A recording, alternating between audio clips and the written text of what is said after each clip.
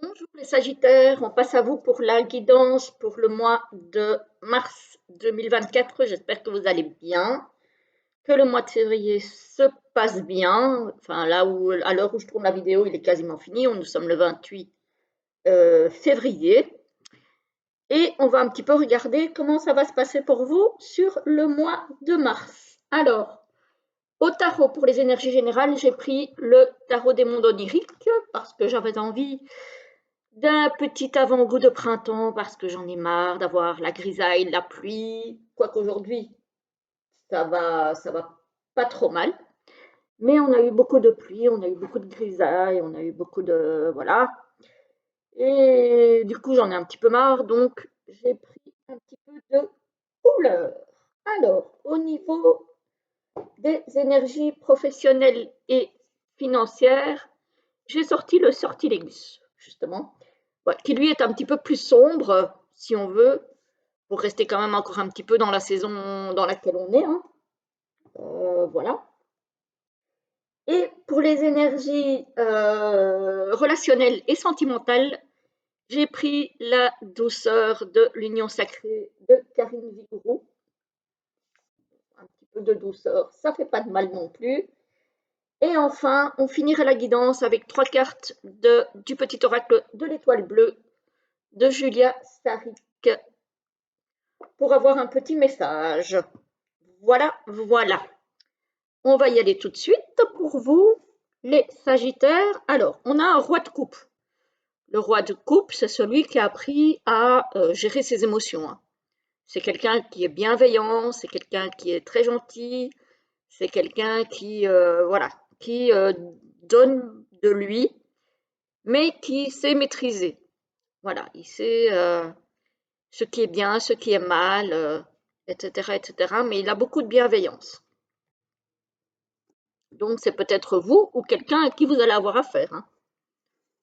Alors, ici, on a le 4 d'épée. Le 4 d'épée, c'est le besoin de recul.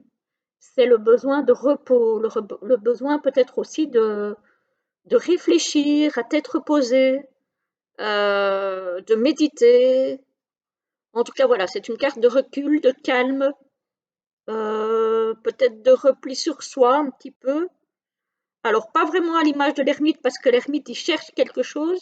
Ici, c'est vraiment l'idée de, voilà, de vider un petit peu son esprit, on va dire. Et enfin, on a la tour. Ah, alors la tour, ça peut être négatif, mais ça peut être aussi très positif, hein. La tour qui s'écroule ici, ça peut être justement la fin de cette période de calme et de retrait, et que les choses vont recommencer à bouger, qu'il y aura peut-être une construction de quelque chose de nouveau après cette période de retrait, de réflexion, de méditation, de repos. Il y a peut-être quelque chose, voilà, qui se prépare, mais pour laquelle on a besoin de déconstruire avant de pouvoir reconstruire. Mais ce n'est pas forcément négatif. Alors, au niveau des tirages professionnels et financiers, on a la régénération. Je vais y arriver. Donc, la régénération, en fait, ça me fait penser aux 4 d'épée. C'est cette période de recul pour justement, effectivement, retrouver un nouvel élan. Et c'est un petit peu ce que cette carte me dit ici. Voilà, pour retrouver un équilibre, que ce soit au niveau financier ou au niveau professionnel, hein. Peut-être le besoin d'être un petit peu plus en retrait pour essayer de trouver une nouvelle motivation, un nouvel élan créatif peut-être aussi. Voilà, retrouver en tout cas un nouvel équilibre. Ici, on a la foudre. Ah ben, j'ai envie de dire, la foudre et la tour, ça se ressemble. C'est un petit peu quelque chose qui arrive de façon soudaine et inattendue, hein. Alors, l'amitié.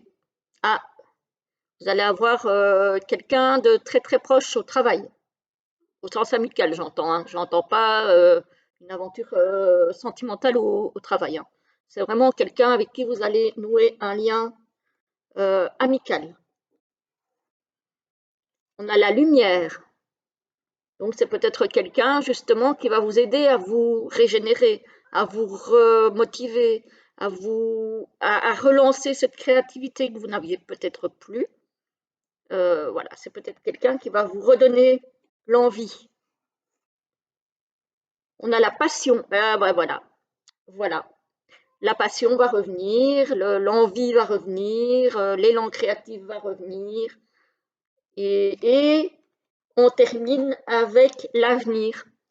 Donc, vous allez recommencer à vous projeter au niveau professionnel peut-être. Donc, peut-être quelque chose de nouveau ici, puisque la créativité, enfin la tour, c'est vraiment un bouleversement. Ou alors, vraiment, vous allez vous sentir nouvelle, même si c'est dans le même, ou nouveau, même si c'est dans le même travail, mais vous allez ressentir quelque chose que vous n'aviez peut-être pas avant. Voilà. Un sentiment d'envie, un sentiment de passion, un sentiment de motivation que vous n'aviez peut-être plus depuis longtemps. Mais apparemment, vous allez avoir vraiment un lien qui va vous aider euh, à vous, à vous relancer en fait. Voilà. Ici, ça me parle plus de travail que de soins pour vous les Sagittaires, hein. On est vraiment dans la sphère professionnelle ici. Mais c'est beau, c'est beau. Franchement, c'est super beau. J'aime beaucoup ça. Alors, ici, au niveau relationnel et sentimental, on a le manque. Ah, est-ce que quelqu'un s'est éloigné ou est-ce que vous vous êtes éloigné de quelqu'un et que ce quelqu'un vous manque peut-être? La boussole, on se sent peut-être perdu ici avec la boussole à cause de ce manque. On a une reconstruction quand même. Donc, un petit peu comme ici, au niveau professionnel avec la régénération. Donc, on a vraiment une reconstruction qui se fait. Après une période un peu de perte de repères, de manque de quelqu'un, ou peut-être de manque, pas forcément de quelqu'un, mais par exemple, si vous êtes seul depuis un moment, vous pouvez très bien ne pas être en manque de la personne qui est partie, mais en manque d'avoir quelqu'un dans votre vie, par exemple. Donc voilà, ici on a une période de reconstruction. Et évidemment, le chat va dans le bac. Ah, ici on a un investissement relationnel avec le cochon. Donc vous allez avoir envie de vous réinvestir dans une relation. Alors pas forcément, puisque c'est relationnel et sentimental, pas forcément au niveau sentimental là tout de suite, mais peut-être au niveau amical, comme dans la sphère professionnelle par exemple. Voilà. Il y a en tout cas une relation dans laquelle vous aurez peut-être envie de vous investir. Alors, on a le déménagement. Ce n'est pas forcément un déménagement physique, mais ça peut être une nouvelle façon de vivre. Ça peut être une transition dans votre mode de vie, dans votre façon de voir la vie, de voir les gens peut-être aussi.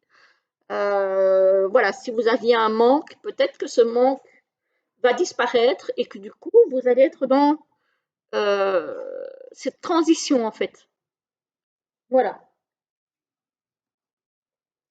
On a une union sacrée ici, donc une union karmique, une flamme jumelle. Donc, encore une fois, ce n'est pas forcément sentimental pour moi.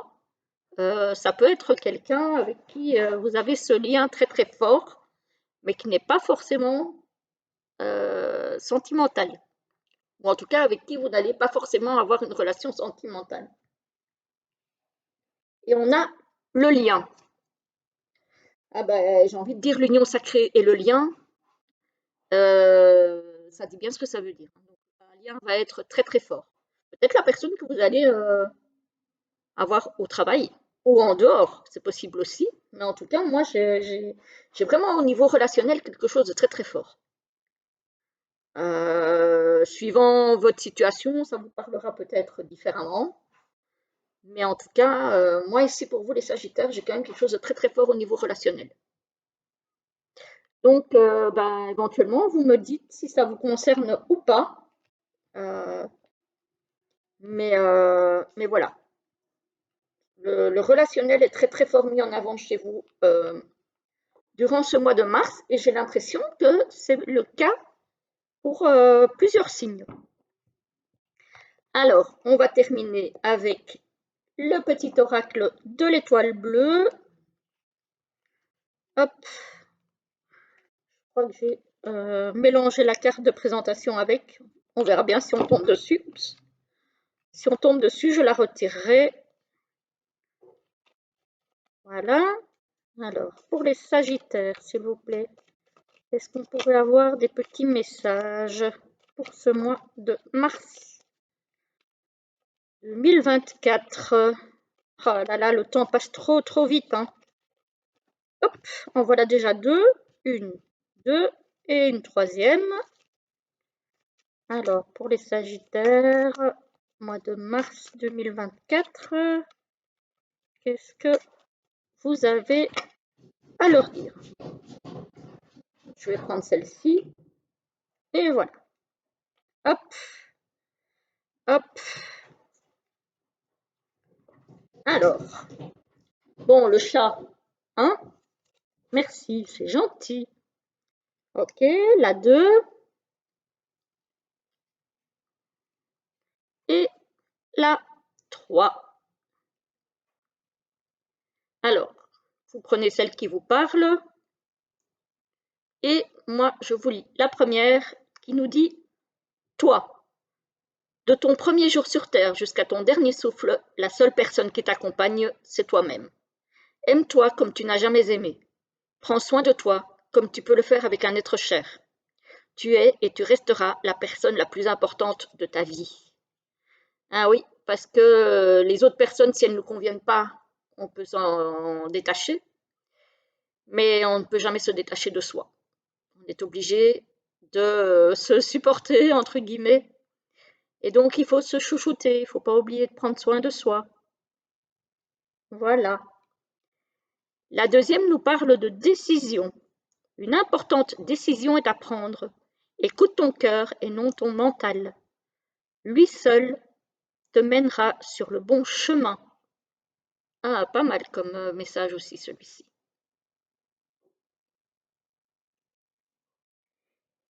Et la 3 nous parle de la pleine lune, là elle vient de passer, hein, il y a quelques jours. Lorsqu'elle est entièrement illuminée par le soleil, la lune te rappelle qu'il est toujours possible de créer ton destin au présent en utilisant la visualisation. Voilà, voilà les Sagittaires, j'espère que la guidance vous aura plu. Vous pouvez toujours me laisser un petit commentaire pour me dire si ça vous a parlé ou, ou pas d'ailleurs, hein, parce que c'est un tirage général, donc ça ne parlera peut-être pas à tout le monde. Je vous souhaite en tout cas un très joli mois de mars et je vous dis à très très vite. À bientôt.